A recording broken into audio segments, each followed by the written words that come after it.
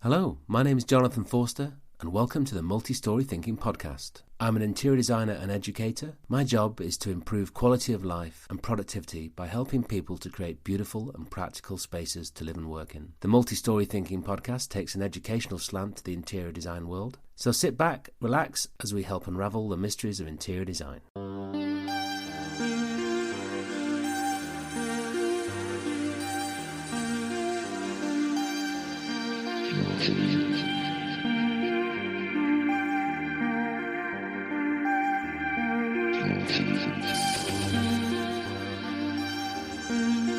Anna Hart is a furniture and interior designer. She runs her own interior design practice and furniture manufacturing company, both based in Cornwall. She's winner of the FX Designer of the Year award. And in this episode, we discover how model making helped her to realise her ideas, how furniture can influence people's behaviour, why tuning into people's feelings is important, and why we should all have a little black book.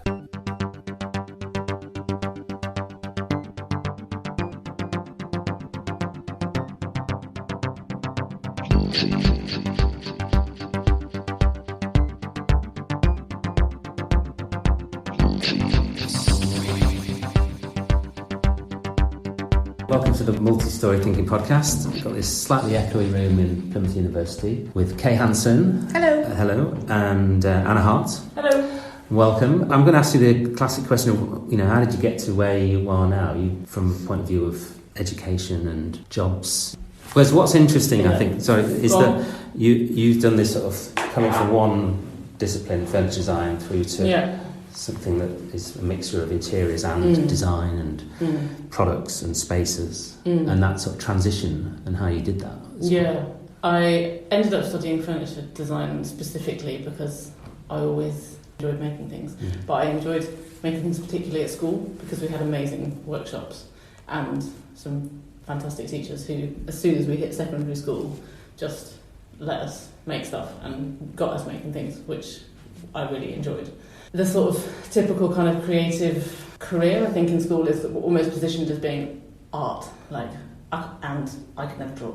So it was like, I can make stuff, but I can't necessarily draw amazing pictures. And so going down the design route was an enabler to help me to make things. Making stuff to help you realise it. So it was always those two things were kind of linked, and furniture aspect of that was that you could make something that was useful, which was always really satisfying, and problem solving in that sense, and sort of then bringing it home and saying, look, I made a TV stand, or I made a lamp, I can actually use it, rather than it being an objet that you might look at and admire. It was actually something you could interact with.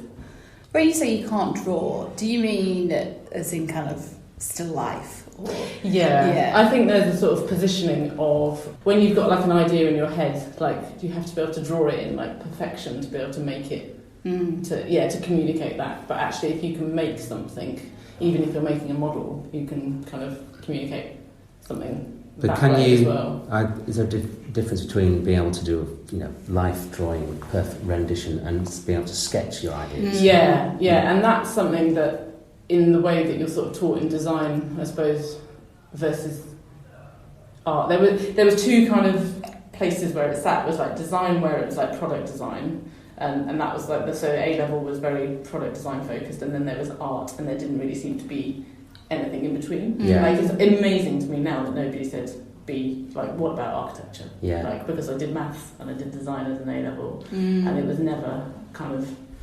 interior design or architecture was never kind of at the foreground. It seemed product design was, if you were into making things, it was product. I don't know what it's like now, but certainly when I went to college, I thought I was going to be a graphic designer. Got the foundation course, and suddenly you're doing 3D design or furniture, and it's oh, this is interesting. You suddenly find the skills, the skill area. And then moving through graduating, and then your first job. Yeah. It turns out there's no jobs for furniture designers. Well, don't mention Which was that. a bit of a revelation. Yeah. We don't mention that very much. But I did have a passion for furniture. And I think because of that, the world of furniture was something that I felt at that stage I was very much on the edge of. And in terms of, I studied furniture design, but the degree was actually three-dimensional design, and the specialism was furniture. But during the course of the time that I was studying, I was very fortunate to have some really fantastic tutors, in Pam Oswin, who was very furniture-based, and Paul Logan, who's also a furniture designer, but then Abe Rogers joined. And so between the sort of three of them, they brought a very different perspective to what being a designer might be, in terms of, so although furniture was supposed to be our major, I actually ended up doing urban design for my dissertation. We did street lighting projects. We did more kind of investigation into how it feels, the way a product might make someone feel, rather than actually making something necessarily from a functional point more of view. Psychology of design. Yeah, so that was much broader. And then when I sort of came out into the world to try and get a job, I can't remember how I came to find out that Coexistence, which was my first job, were advertising for sales support. So they're a furniture dealer, but at the kind of top of their game. And I joined them in a sales role, which was sourcing furniture for architects and designers. Was that London based? Yeah. So. Is that where you studied as well? No, I studied in Leeds. Right.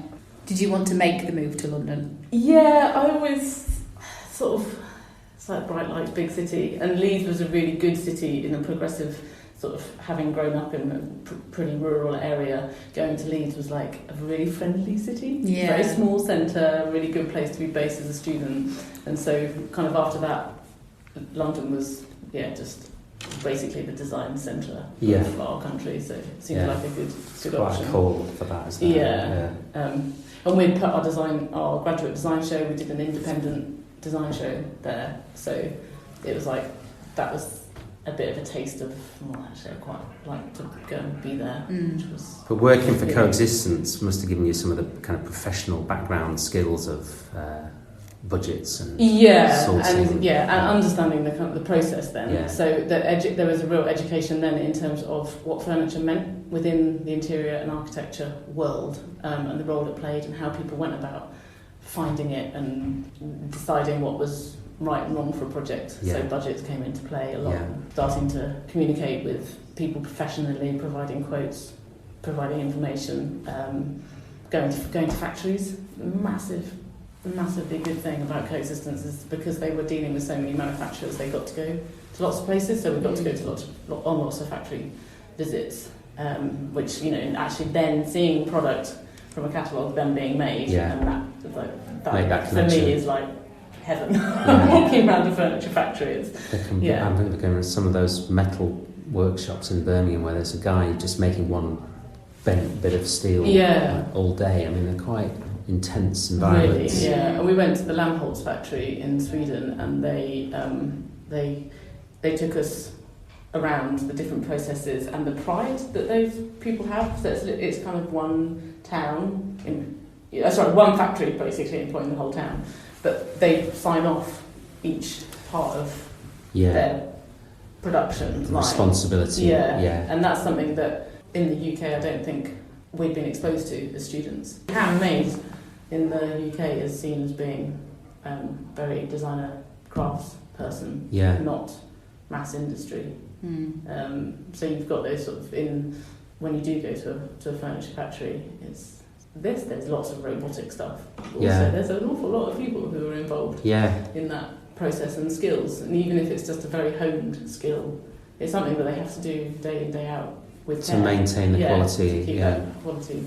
So that was a real education, and was a big stepping stone to DEGW, which was the kind of next step, which opened up the interiors world. So that transition into interiors was kind of organic, was it? Or just sort of Well, I wanted to get. The Coexistence it is a sales role ultimately. So you're looking to sell furniture, which isn't my comfort zone, and the move to DEGW was actually to be a project administrator, which I got the job because I can touch type, which I never thought would be a key skill. All those hours of practice. Yeah, but thank you to a teacher when we were probably in like the fourth year of high school who thought it would be good to teach us all to type. I could do the necessary words per minute to get this job, and the job role was supposed to be working with the design teams to support them on presentations, so using PowerPoint and Word, organising things, samples, that kind of stuff. But it turns out, this is quite interesting from my perspective, the office design, the layout was that the admin team were in the middle and all the design teams were around the edge, and you just weren't part of the design team. So you never could really get stuck in, because it was like they'd come to you for something and then they'd go away again. And the company I worked, DEGW, was a fantastic place to work, and they, in terms of involving us, they would talk kind of like how they were running the project teams, and I kept sort of being like, I know about furniture, like I was in Coexistence, I could help with that, and I just kind of like tried to like pull my way over to the design teams, and then Holly Rowan, who was the managing director at the time, said, your job role's not really working out, which was like, oh god. But we would create, if it was of interest to you, a junior design role for you, which I bit her hand for. So it was like, somebody giving me that kind of opportunity, because I didn't have the skill set in terms of a classic interior designer, but I could do joinery packages, and I could learn joinery packages because I understood furniture, and then I could help specify furniture for the projects. So I sort of got to learn. Those are arguably more useful skills, I would think, are they, in terms of successfully running projects? I think that the business skills required as an interior designer are undervalued, underrated, and maybe undertaught. It's an interesting route to where you've got to now, that you've kind of gone in through the back door, and I think a lot of people do that because the job opportunities when you leave university are not always there. And taking, very competitive. Taking those roles within a practice that can lead you to someone else, or that can introduce you to another opportunity, I think is really valuable as well. And if you can't intern, which was never going to be an option to go to London and work, not even work for free, but work for sort of nothing. There's other job roles, and I think that's the thing. There's other job roles within design practices that aren't maybe seen as the sort of high-level creative. Actually, the creative role in our day-to-day life, as we know, is quite small. And it's all the other stuff. It's dealing with people and getting quotes in and juggling the numbers. Fast forwarding to where you are now, you've got 2 companies, 2 locations, based in Cornwall, and then showrooms in London. How do you manage the logistics of all that? The challenges, I suppose, of being in Cornwall, and the advantages of Cornwall. Great location, but it's not your kind of centre of design that one might imagine. No, it certainly wasn't when we moved here. I came to Cornwall accidentally, almost. I wasn't planning to come here. I'm not from Cornwall, but I definitely have a huge interest in all the activities and surfing and swimming that Cornwall has to offer, and the business is kind of sprung out of wanting to continue to have a career but not be in the middle of the city. And I moved to Cornwall when I was 27, and my connections from people with London was what was kind of employing me, and just bizarrely ended up doing an office project with Cornwall Council at the kick-off of my business. I moved to Cornwall to work for another design practice, but that's at that point, which was 2004, I had left working on the BBC Media Village, like multi-million-pound, obviously massive, prestigious project, and then my first meeting in Cornwall was for an understair cupboard storage system, and I just was like, God, what the hell have I done? But there was opportunities there, and actually, we did some fantastic projects in the next couple of years, and then I got fed up with it all and went travelling for a year when I was 29, and just was like, I don't know if I want to be in this industry. I don't want to be in London, and it seems like if you're not in London, you can't have a career that's of a certain calibre. Do you think that's true? No, not anymore. No. But I think there's a real perception, and that's interesting. The sort of like why going to London after you graduate. It's like, well, that's what you've got to do. Be what you've got to do. And I think that social media and things actually is changing that perception, because you're able to see that there's other stuff going on in other parts. And be connected in a much quicker way. Yeah, exactly. So I think it is very different now. Practices work in a more flexible way as well. Yeah. You don't necessarily have to be in the office at your desk creating that career. It can be a little bit more flexible, do you think?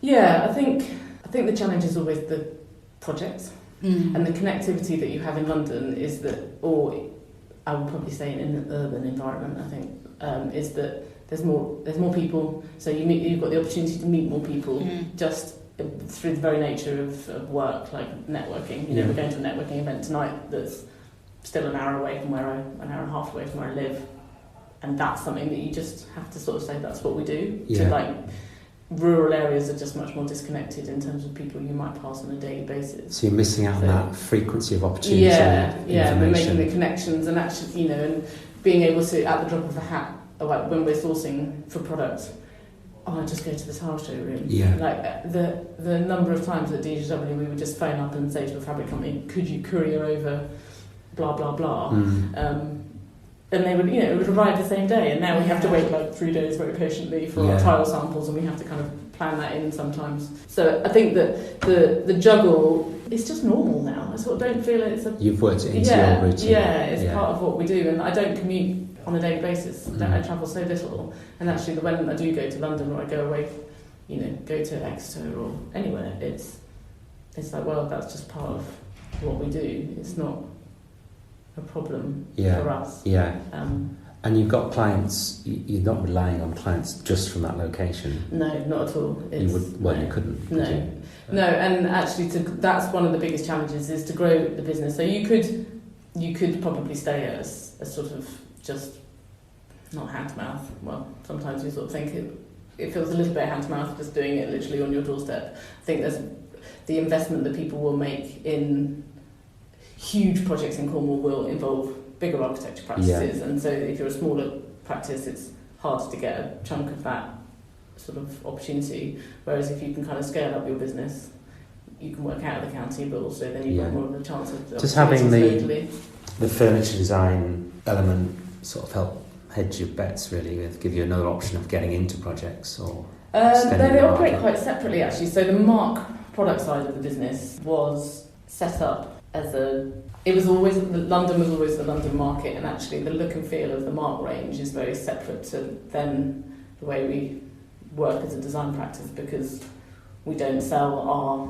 furniture directly into a project unless they want it. Yeah, unless they want it, and it's right for that project. So they're very, very different. I think the furniture side of the business means that we're very connected to a lot of other architecture practices, so it's really interesting to see what products are being used in different places and understanding the projects that those people are working on as well in a different way. You sort of and just thinking about how you develop the products, do they come from a request or you're observing a need, or? Yeah, mostly observing, thinking from what we do in our job roles on a day-to-day basis, and then looking at what's happening in the market trends. Some of it's led by conversations, some of it's observations.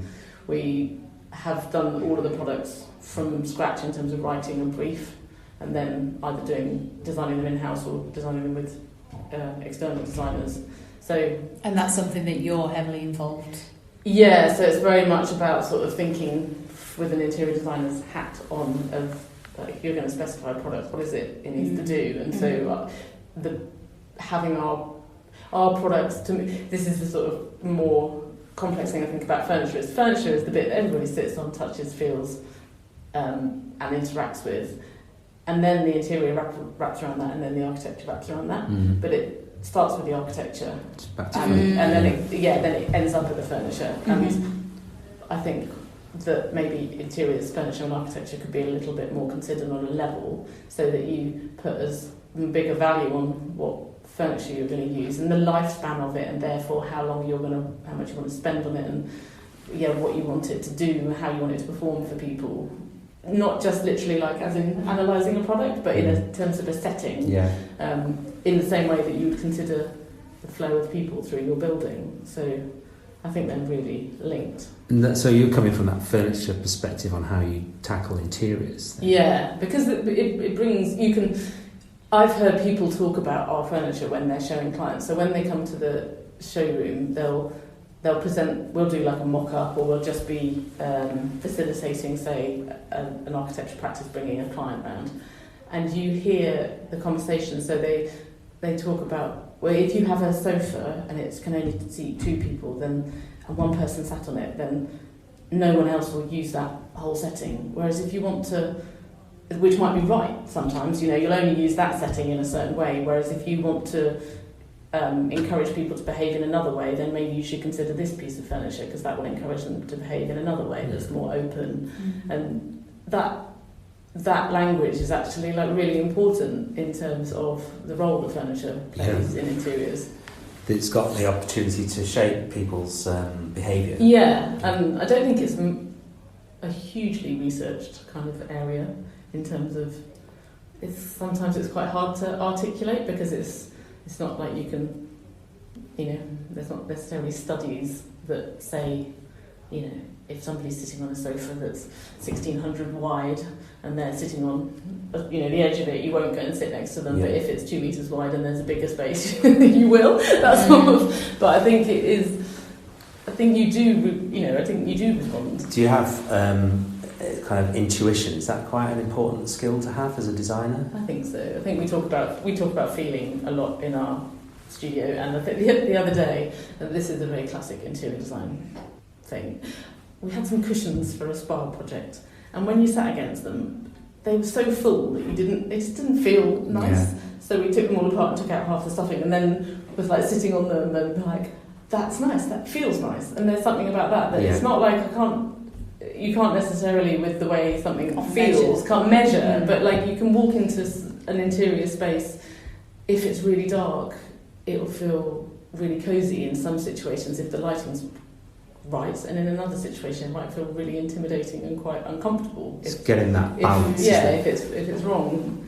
So there's the intuitions of how it feels. And I think with furniture, everybody sat down on a sofa and gone sort of like thud, because it's not a highly engineered sofa and it feels a bit hard. Yeah. And therefore you don't really relax. And then there's other ones you sit on and you're like, oh, that's good. Yeah, well, like you say, that's the point of contact, isn't it, of the user? Yeah. It's the things that you have an immediate kind of tactile experience with. Yeah, you physically feel things. You mentioned the psychology of design, and I think that's something that the practice really focuses on, the interior design practice really focuses on, and how that translates into kind of different sectors, I guess. And there's hospitality, which you've got some amazing projects on at the moment, and then there are kind of workplace, and how does it influence those particular sectors, do you think? Psychology. Well, if you could study it, I could go now and study psychology in interiors. I think that would be fascinating, because I think there's loads of stuff that we're, the whole we've got 5 senses, but actually you've got loads more. There's lots of things that influence you. The rising biophilic design, that's coming about because people do feel better when they have greenery around them. But it's not necessarily something that you're aware that it's happening. No, it's that smell, subtlety or the sight of something. In the moment the room we're sitting in has no external views, but you can see some green in some pots, and it's a token, but it's like, actually that's quite pleasing. I don't know why that just feels to our they're human. Plastic as well. Oh, well, even more. Even more. It's like psychologically, it's doing its job. Yeah, exactly. We're sort of, you can't kind of get rid of that. Like, just what it is to be human is you respond to things. Understanding the psychology of your users is very important, over and above what things look like, or the idea of it looking stylish, or because style is subjective, isn't it? So I think the feeling of something is the bit that, we've just been doing a spa project, and it's all about how the person feels. We could have made it look completely, there's so many ways it could have looked, but the feeling is the most important. And the selection of materials coming out of that as a starting point. Rather than sort of saying, I want it to look bling or I want it to be really rustic. It's like, how do I want it to feel? Yeah. And then we'll build our kind of materials around that. And actually, when we're selecting colours and materials, which we were talking about yesterday, for an office project, it's like, well, if you present that palette, I think the client might feel a bit, ooh, that's a bit much or a bit bold, and actually if we temper it in this way, then I think they might feel more comfortable with it, and they're going through a big change and we want them to feel comfortable with the change, not terrified, and if they don't feel comfortable they won't make that step. So I think our role as designers is we're trying to nudge people along to feel that investing in design is going to be worth it, because they're going to feel better, and therefore if you feel better you perform better. So all those things are linked. They're linked to performance and well-being and also kind of sickness and retention is quite critical in it. Is there anything that you would have done differently in your career, looking back? Well, no, because I quite like where I am now. I'm hopeful. Do you think there's the something future. we could tell her? You can tell me. It's just really interesting to kind of hear different journeys, I think. You look at a designer and you think, wow, they're really successful in their field. How have they got there? And that kind of route to where you are, I just find it fascinating. And if you could stretch out certain bits, I think there was... But you can only ever say this because you've been and done it, can't you? Yeah. It's like, if I could have stayed at DEGW a little bit longer, learned a little bit more, but I'm only saying that with like the questions that I would now be asking. And if I had stayed at Coexistence just a little bit longer, and when I went to those furniture factories, my God, I'd have so many questions. But you can only do that because you've been through it. You can't sort of go back and say that, oh, that was there's plenty of mistakes we've made along the way, but not. I don't know that doing many of them differently would have led to amazing success. Even more amazing. I think that's the thing, you don't ever, as creative people, well, as anybody, as humans, I don't think we're very good at being like, woo, this is it, like, this is what success I made looks it. like. I mean, I'm sure some people do when they sell their companies for millions of pounds. How do you measure success ever? You've won prizes. How important are those? Industry recognition is really nice to have from your peers, and I think that gives you a level of confidence in terms of sort of thinking like, okay, what we're doing is of the right level. I think the success for me, is that I get to hang out with my kids and we have a really nice life. We don't have an opulent life, we just have a really good quality of life.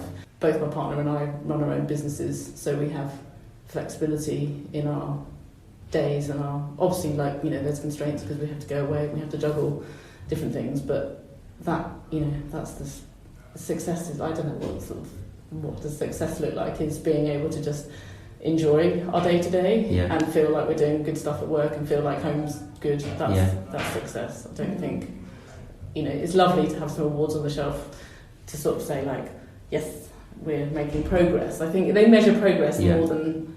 I can't look at an award every day and it doesn't bring out a feeling of like, yes, it's only worth it if you can build on it. Which is your favourite, furniture design or interior design? It's so interlinked, could I possibly say. I have the second favourite question the other day about what is my favourite piece of furniture in our product range. It's like, I don't have a favourite because there's so many like your aspects. children. My children. There's good qualities to them both and bad. With interiors, because we deliver the project, there's definitely there's a element of that brings a level of satisfaction, and so you feel that it's been a success because you deliver it, and then you get to walk around it. And with furniture, you design a product and then you have to take it to market and then you have to sell it, and quite often you don't get to see where it ends up.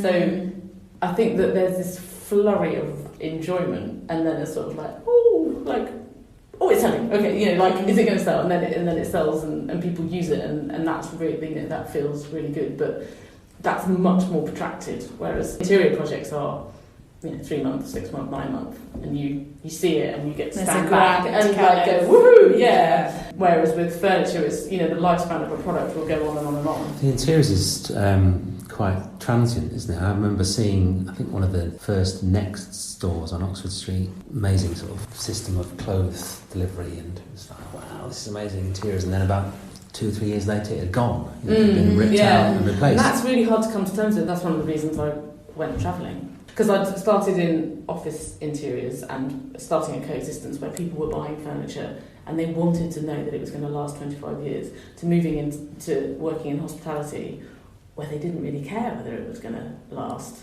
It was much more about how does it look. And I found that quite hard, just as, you know, a responsible person in the world kind of thing. You know, you're producing that level of trend and then change, and it's like your responsibility as a designer is not to like make something that it doesn't matter where it goes tomorrow. So even if it's a chair or an interior scheme, it's got to be like all that money and all that time and all that investment in all those materials, it's got to be there for at least, you know, a period of time where it's been well used, and if it has to be dismantled, then it can be repurposed. You're based in Cornwall. You were for some time, if I'm right, sort of playing up how much of it was built in Cornwall or made in Cornwall. Yes, that's still.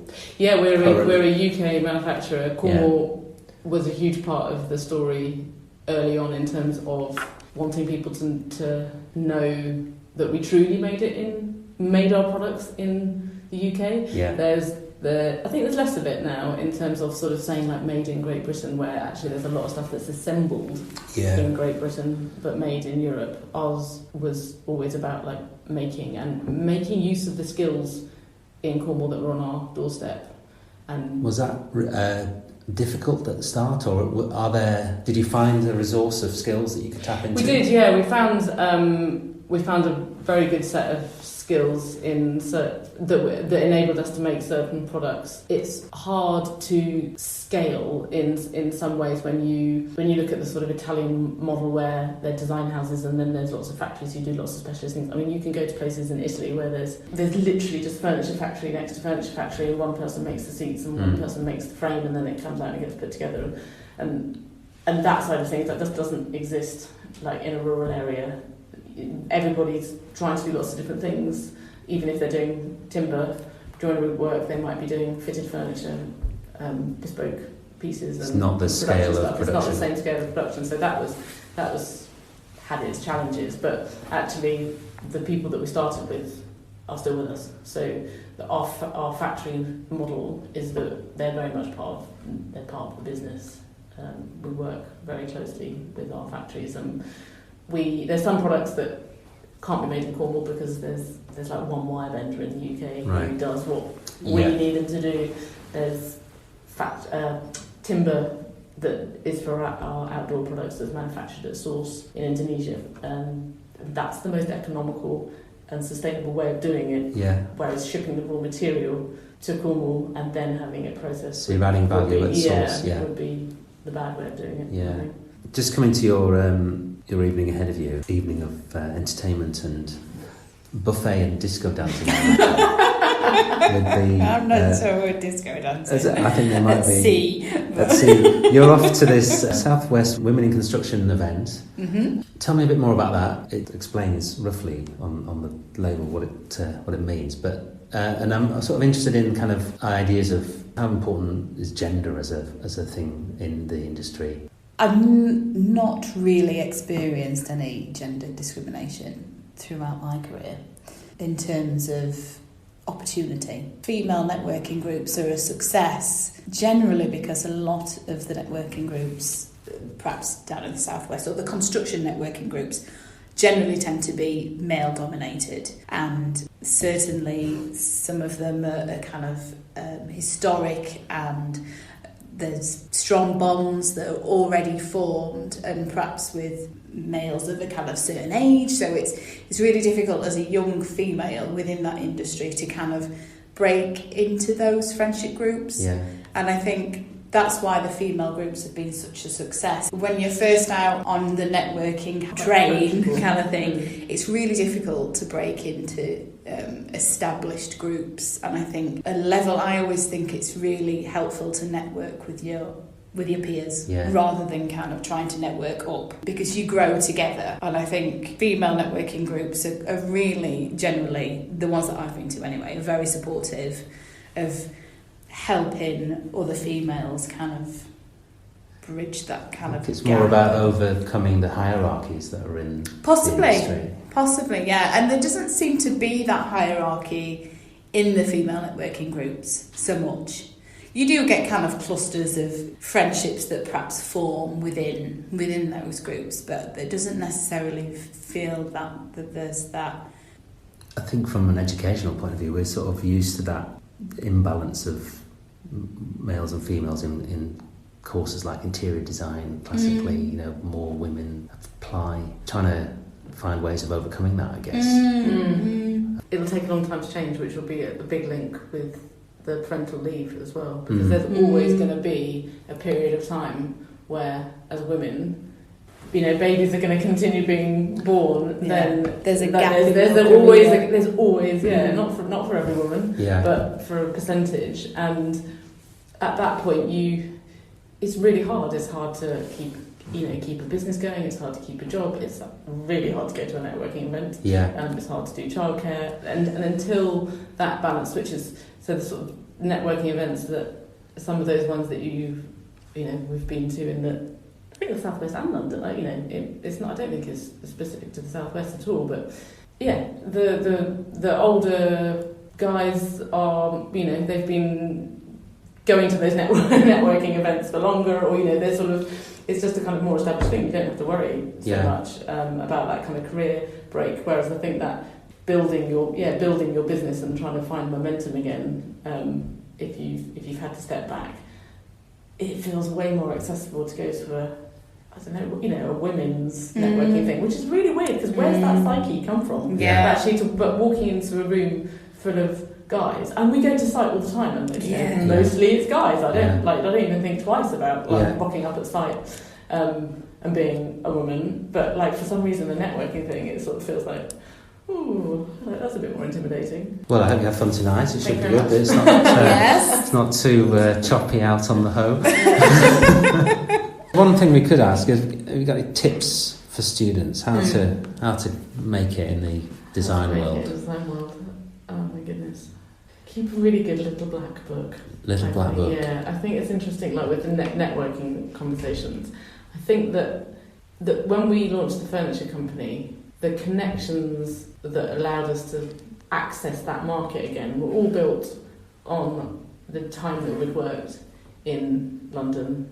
And it's amazing to me the way a network kind of spreads. So that my colleagues at Coexistence and my colleagues at DEGW, I still see now.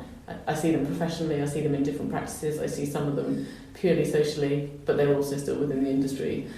You might not know why you're keeping it, or something, but actually to remembering people and what they do, and that, it just helps weave your way. Like you were saying at the beginning, we sort of said that backdoor route. Yeah. You never know when you might need to open a back door, ask a question, ask someone's advice. If I think earlier on, the sort of having a black book, and also thinking, well, actually to have either a mentor, or to ask somebody if I could have a coffee with them, to ask them how they did it, or how did they overcome something. I think that's something that when you're younger you maybe don't have the confidence to do. I find really fascinating is that if you've got an idea to doing something, and then you share it with somebody who is maybe slightly unrelated, and they come back with, oh my God, I've just been thinking this, and it all sort of drops into place, isn't it? So it's those conversations that you could never imagine, but somehow just meeting people and getting a different perspective. Yeah.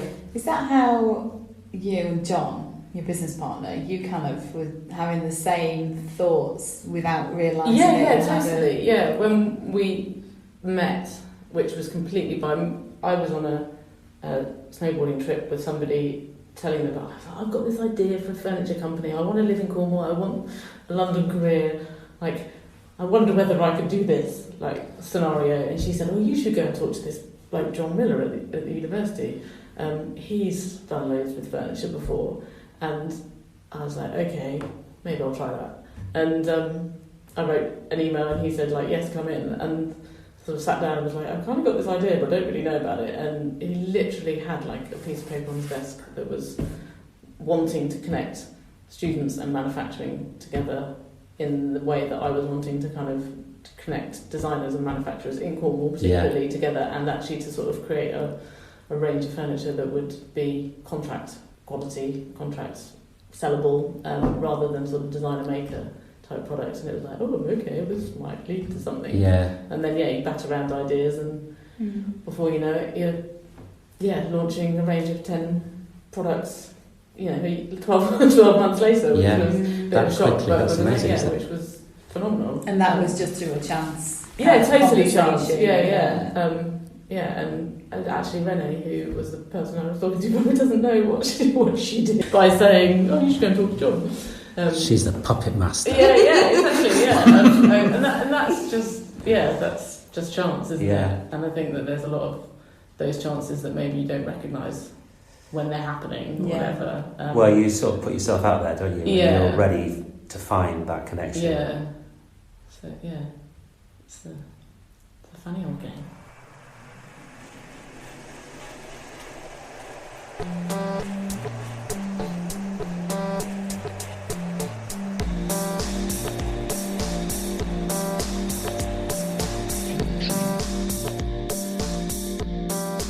Thanks to Anna for taking the time to talk to me, and for Kay in her co-hosting role. Anna discussed model making and the importance of that as a tool to help her visualise, and I'd really like to underpin that by saying making sketch models is really one of the best ways to develop design ideas quickly and effectively, and it doesn't have to be anything that's particularly complicated or highly crafted. We really encourage quick sketch models using paper and card to help quickly visualise what you're trying to achieve, and once you've got something three-dimensional in front of you, it's really useful because you can begin to see the potential of what you're designing jumping out, and things that you wouldn't necessarily see in a hand sketch or a CAD model become more apparent. That's something we really push at the University of Plymouth on our interior design course. If you want to know how to be a kick-ass interior designer, have a look at the link to the interior design course at Plymouth. I'd like to thank Dave Clark from I Am The How for production support and invaluable advice in the setting up of this podcast. Mark Frith for composing the music and all your support and advice along the way. Kay Hanson for her planning support and co-hosting role for these and our educational podcasts at the University of Plymouth. I'd really like to hear your feedback on the podcast. Leave a comment or get in touch via Twitter. Next up is Julianne Webster of Industry Publicity. She specialises in PR for the design industry and provides a great insight in how to get noticed. Thanks for listening. Goodbye.